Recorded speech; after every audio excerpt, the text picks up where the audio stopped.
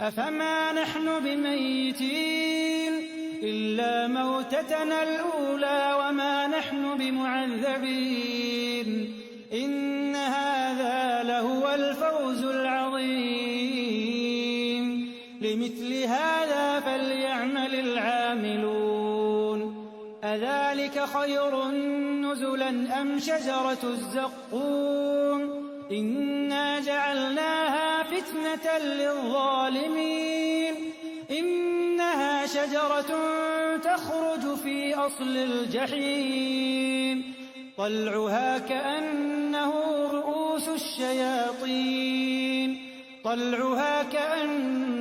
رؤوس الشياطين فإنهم لآكلون منها فمالئون منها البطون